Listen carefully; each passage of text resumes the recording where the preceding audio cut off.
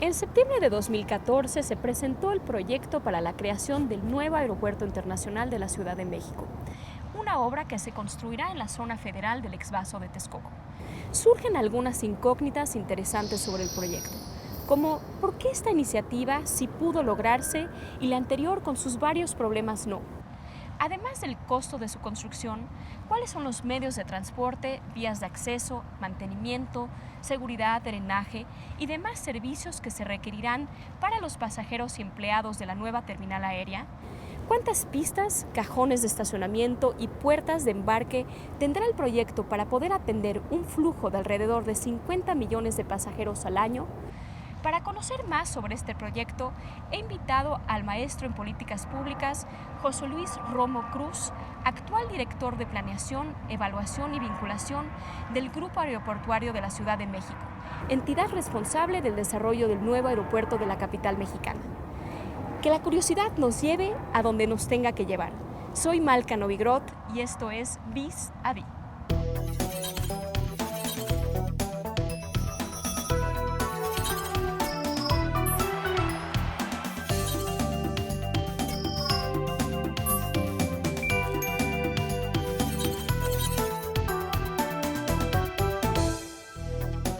Buenas noches, bienvenidos a Vis a Vis. José Luis, bienvenido al programa. Muchísimas gracias por Va a la estar invitación. muy interesante esta conversación contigo. Seguramente sí va a ser. Dime una cosa, a ver, ¿por qué necesitamos un nuevo aeropuerto en la Ciudad de México? El aeropuerto Benito Juárez es nuestra principal obra de infraestructura para el transporte aéreo en este país. Cerca del 50% de las mercancías que se transportan vía aérea en este país se hacen a través de esta infraestructura. Una tercera parte de todos los pasajeros que pasan vía aérea en este país pasan por esta infraestructura. Y es una infraestructura que no es lo suficiente para la capacidad y dinamismo de la economía mexicana. Solamente como para darnos una idea, México es el segundo país con más tratados comerciales, aproximadamente 50 tratados comerciales con diferentes países. Es la economía número 15, bueno, varía un poco de un año a otro dependiendo los rankings. Y si nosotros lo viéramos en cuanto a su potencial de apertura y el dinamismo y el tamaño de la economía, pues esta infraestructura ya nos ha quedado pequeña para la demanda. Y es una demanda que no tan solo se ve reflejada en los pasajeros, en el turismo, sino también en los empresarios, tanto grandes como pequeños. Claro. Entonces tú, por ejemplo, si tomaras un empresario zapatero de Guanajuato que quisiera exportar sus zapatos a un lugar de Europa, o más aún un floricultor, por ejemplo, ¿no? Que quisiera exportar flores, y estas flores tienen que llegar en muy poco tiempo a un destino. Los costos de transporte aéreo son muy altos en México. Son altísimos, pero la pregunta es, ¿por qué todo tiene que pasar por la Ciudad de México? ¿Por qué no hacer que en esos lugares se haga un buen aeropuerto para que no tenga que pasar el flujo por la Ciudad de México? La naturaleza de los aeropuertos es una naturaleza de, llamémosle, economía de redes. Tienes que tener un nodo principal, que en términos aeroportuarios se llama un hub, que te permita conectar con el resto de los aeropuertos. En México, nuestro hub natural, a lo largo de los años, es el aeropuerto de la Ciudad de México. Correcto. Entonces, si tú quieres movilizar algo del norte del país o del sur del país, lo conectas en este hub, y este hub lo dispara, lo envía a la red de otros aeropuertos a lo largo del mundo. Esa es la manera más eficiente de hacerlo. ¿Por qué? Porque de otra manera, entonces tú tendrías que construir una serie de hubs en otros lados que no tan solo dependen de la capacidad económica, sino del modelo de complementariedad con el resto del sistema aeroportuario. ¿Qué se va a hacer con la Terminal 2? ¿Cómo se va a reutilizar toda esta inversión que hemos hecho, la 1 y la 2, para esos propósitos? ¿La 1 va a seguir siendo flujo nacional? Los estudios de aeronavegabilidad lo que nos dicen es que no es posible tener operando los dos aeropuertos, el actual y el aeropuerto que se está proyectando. Es una razón que tiene que ver con las trayectorias de aproximación de los aviones. Lo que se ha planteado, lo que ha planteado el señor secretario es: hay que tener una discusión con bases muy sólidas en cuanto a los usos futuros potenciales que se pueden realizar ahí dentro de este polígono. ¿A qué se refiere el secretario? Bueno, primero tenemos que verlo en una ventana de tiempo, ¿no? Estamos hablando de que el aeropuerto de la Ciudad de México, el nuevo aeropuerto de la Ciudad de México, se espera que inicie operaciones el 20 de octubre del 2020. Sí, Esa va a es haber una nuestra meta. fase de transición, me imagino, ¿no?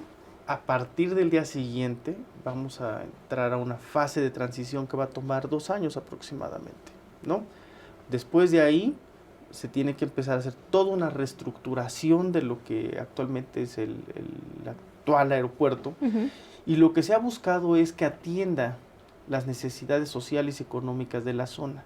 Para eso se tienen que realizar una serie de estudios que tienen que ver con cuestiones de factibilidad de la infraestructura existente, la complementariedad con la infraestructura que se va a crear y lo que tienes en la zona, y lo que es muy importante, o sea, tiene que representar una oferta social.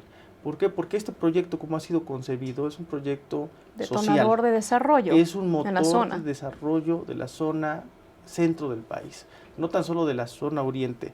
Déjame ilustrar un poquito este tema, porque son de las cosas que de repente, por estar muy enfocados en el aeropuerto, se nos olvida todos los beneficios que se van a crear.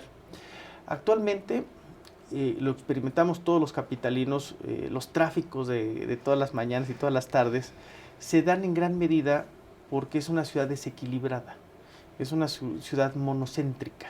La actividad económica está concentrada en el poniente de la ciudad.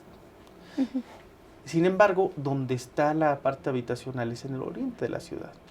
¿Esto en qué se traduce? Pues en una cantidad de viajes, de traslados de la población oriente-poniente y viceversa, en las mañanas y en las noches. Lo que se busca con esta infraestructura es empezar a descentralizar la ciudad y tener una ciudad policéntrica. Entonces, imagínate más adelante, los próximos años, en cuanto esta nueva infraestructura aeroportuaria que se complemente con el uso futuro del actual aeropuerto como un motor de desarrollo, pues nos va a permitir que la gente que vive en la zona oriente tenga sus lugares de trabajo en la misma zona oriente. Tú hablas de un tema central, que es el transporte. ¿Se ha concebido este proyecto con vías de transporte? Por ejemplo, tú vas al aeropuerto de Chicago o de otros lados. La gente casi no utiliza el coche para llegar al aeropuerto. Aquí yo he escuchado que van a ampliar las vías para que la gente tenga acceso al aeropuerto. Pero ¿qué de trenes rápidos? ¿Qué de metros? ¿Qué de otras formas para llegar al aeropuerto y que también detonen el transporte de otra forma en estos polos? Completamente. Y yo comenzaría diciéndote que es un principio básico de planeación. ¿Y lo están planeando? Y se está Porque planeando. No hemos escuchado mucho sobre eso. Se está considerando el esquema de conectividad, y ese es el concepto que hemos utilizado para el aeropuerto. Correcto. Ve hacia estos estándares que tú comentas, en donde tengas un equilibrio entre el transporte público y el transporte privado. Se está analizando ahorita cuáles son las mejores opciones para conectar vía, por ejemplo, metro, BRT, a la nueva infraestructura aeroportuaria. ¿Y por qué hablo de un análisis? ¿Por qué tiene que haber un análisis? Porque tenemos que encontrar cuáles son los principales nodos que te permiten conectar la demanda que existe actualmente y la demanda proyectada para los próximos 20 y 40 años de los diferentes puntos de la ciudad hacia el aeropuerto. Sí, pero tenemos un transporte deficiente, José Luis. En la ciudad, la verdad, no nos damos ni abasto en la ciudad. Ahora, ¿cómo lo vamos a hacer para prever todo este flujo de pasajeros para entrar y salir? Es algo que tenía que, en mi opinión, ser planeado desde un inicio. Porque ahorita estamos viendo el tema de conectividad cuando no se vio como un proyecto integral. Se vio como un proyecto integral, está considerado como un proyecto integral. Y, por ejemplo, ya se están empezando a trabajar todas las vías de conectividad. Te pongo un ejemplo. La carretera actual Peñón-Texcoco, ¿no? Ya se está ampliando. La pirámide de Texcoco también se está ampliando ya en este momento. El resto de toda la infraestructura que vamos a conocer muy probablemente en los próximos meses, porque esto tiene que pasar bajo un ejercicio de coordinación muy cercano con el gobierno del Distrito Federal, con el Estado de México, claro, con la Secretaría de Hacienda, con la Secretaría de Comunicaciones y Transportes, para poder aterrizar esto en un programa de ejecución muy sólido, que te permita, y como lo comentaba hace un momento, no tan solo conectar el aeropuerto con sus necesidades, sino empezar a pensar y a instrumentar una política de reconfiguración general.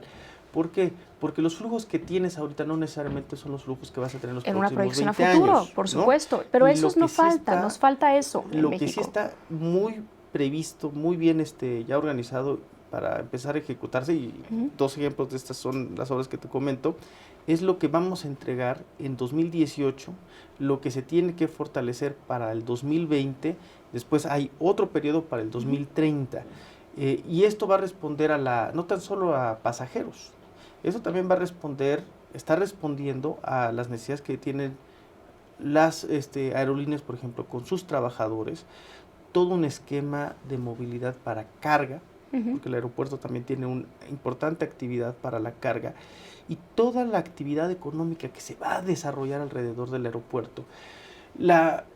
Estamos hablando de cerca de 19 proyectos de conectividad en su conjunto. Que incluyen también metro, incluyen todo. Porque incluyen transporte público y trenes transporte elevados, privado, por ejemplo. Y ahí lo que nos estamos yendo es una recomposición precisamente de lo que tú comentas. Hay que empezar a pensar sobre cómo podemos facilitar el uso del transporte público. Okay. Ahorita, si quisiéramos hacerlo, sería muy difícil porque la infraestructura actual no está pensada para eso. No, me queda claro eso. ¿Y por qué no está pensada? Porque era un modelo muy diferente de ciudad cuando se hizo el metro. Claro. Era una dinámica de ciudad completamente diferente. Y ahorita tenemos que pensar la dinámica de una manera completamente diferente. La zona de Texcoco era como un vertiente hídrico, como lo llaman. ¿Qué se ha pensado para remediar esas inundaciones en la zona? Muy bien. El tema de la naturaleza del polígono actual es un tema que está muy estudiado, es un tema en donde la Conagua ha venido trabajando muy a fondo, y desde hace muchos años se tiene un plan sobre cómo reestructurar toda la cuenca. Sin embargo, no es hasta ahora en donde se empieza a instrumentar ya un programa en forma, y estamos hablando de una inversión de cerca de 19 mil millones de pesos para poder sanear de entrada toda esta área y mitigar los riesgos de inundaciones de la zona y del Valle de México. O sea, sí se tenía contemplado, porque al parecer en la mía no se tenía contemplado. Se tiene contemplado y ya se está trabajando dentro del programa general, ya se tiene un avance mayor al 35%. ¿Y en qué consiste este plan? Lo voy a poner en 3 ejemplos muy, muy sencillos, atendiendo el tema de las inundaciones. A ver, ¿por qué se inunda esa zona y por qué se tienen problemas de inundaciones en toda la zona aledaña a este polígono? En primer lugar, porque no se tiene la capacidad de regulación de agua. En segundo lugar, porque no existe una buena infraestructura que tiene que ver con el fortalecimiento de los sistemas de drenaje, y los cuerpos de agua que se generan actualmente son cuerpos no estructurados. En otras palabras, como llueve, como se sobrepasa la capacidad de regulación de agua, se desecha en el terreno que era el antiguo lago de Texcoco. Y estamos hablando de aguas negras, no estamos hablando de agua limpia, ¿no? Parte de lo que se está haciendo es triplicar la capacidad de regulación de agua, llevándola a 38 millones de metros cúbicos de agua. ¿Esto qué significa? 2 ejemplos para dimensionar la capacidad que se requiere para almacenar 7 días de lluvia continua en la Ciudad de México. 7 días, 7 noches, 24 horas, esa es la capacidad que se tiene. Si lo viéramos en una cuestión de extensión, estaremos pasando de cuerpos de agua que aproximadamente hay ahorita de 1.700 hectáreas a 2.700 hectáreas. Estamos hablando también de la estructuración de un canal que nos va a permitir recoger todas estas aguas que actualmente, repito, se tiran, son cuerpos no estructurados ahí en el polígono, de 145 kilómetros de colectores marginales, y la reestructuración de drenajes de aproximadamente de 39 kilómetros en la zona, porque no tan solo hay que construir una mayor capacidad, sino que hay que drenar, sino que hay que hacer una serie de actividades como de los desasolves para que realmente sea un cuerpo regulador de agua que actualmente no existe. Vamos a hacer un corte y regresamos con más temas. Corte.